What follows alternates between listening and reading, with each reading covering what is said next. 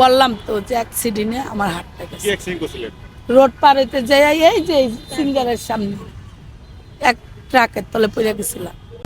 Sir জানি না আল্লাহ আমার কখন কি করব আমি বলতে পারি না, কিন্তু আল্লাহর কাছে কই আমার মার আগে যেন আল্লাহ আমার নিয়ে যায়। আমি 10 টাকার মুড়ি খাই এই জগতে আসছি।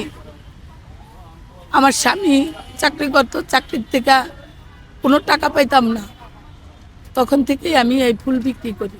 এর মেয়ে একটা ছেলে পড়াশোনা করত, কিন্তু আমি পড়ালেখার খরচ চালাইতে পারি নাই। অ্যাক্সিডেন্ট করছিলাম। কিভাবে? আমি কটন বার বিক্রি করতে যাইয়া আমি রোড পার হইতে গেছিলাম, তখন আমার হাতটা ট্রাকের তলে পড়ার জায়গা, আমি তখন অ্যাক্সিডেন্ট হয়েছি। কিন্তু আমি ফুল বিক্রি করি, আমি কটন বার বিক্রি করি, আমি কাঠ পেন্সিলের প্যাকেজ বিক্রি করি, কিন্তু আমার জীবনটা অনেক কষ্টের। সত্যি কথা কি, আমার 2টা মেয়ে একটা ছেলে পড়াশোনা করত, কিন্তু আমি পড়ালেখার খরচ চালাইতে পারি নাই। আমি 10 টাকার মুড়ি খাই এই জগতে আসছি। আমার স্বামী চাকরি করতো, চাকরির থেকে কোনো টাকা পাইতাম না, তখন থেকেই আমি এই ফুল বিক্রি করি। বর্তমানে কি আপনার স্বামী আছে? না, মারা গেছে, 19 সালে মারা গেছে। বর্তমানে আর ইয়া নাই। আমার 2টা মেয়ে একটা ছেলে। কি করে ওরা?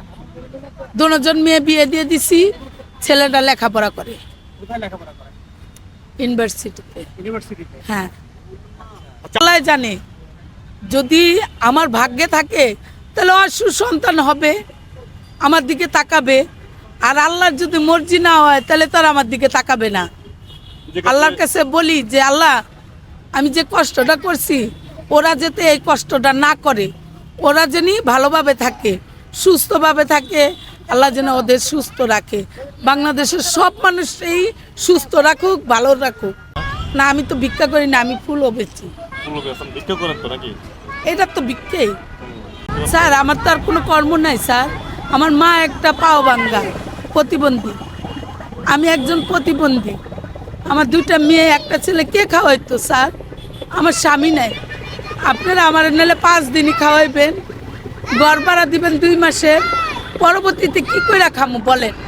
আমার একটা হাত থাকতো তাহলে বাসা বাড়িতে কাজ করে খাইতে পারতাম, গার্মেন্টসের চাকরি করে খাইতে পারতাম, বা একটা দোকান নিয়ে একটা দোকানে চাকরি করতে পারতাম। তাহলে এখন আমি কি করতে পারি বলেন? আপনাকে দেশবাসীর কাছে প্রশ্ন করলাম যে আমি এখন কি করে খামু। বললাম তো যে অ্যাক্সিডেন্টে আমার হাতটা কি গেছে। অ্যাক্সিডেন্ট করছিলেন? রোড পারেতে যাই এই যে সিঙ্গারের সামনে এক ট্রাকের তলে পড়ে গেছিলাম।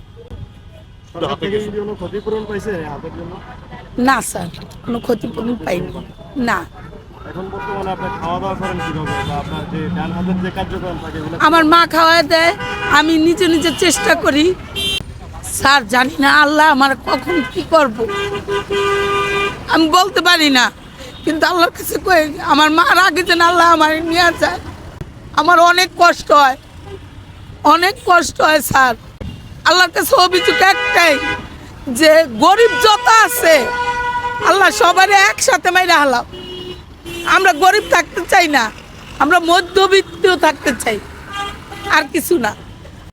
স্যার আপনারা জানবেন না, একটা সিঙ্গেল হাঁটতে যে কত কষ্ট হয় এটা আপনারা বুঝবেন না।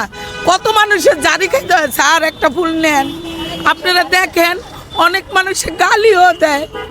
আপনারা খালি একটা সিঙ্গেল আমি ধরি, দেখেন যে গাড়িতে কি ব্যবহারটা করে, সেটা কি আপনারা তুলতে পারেন না স্যার?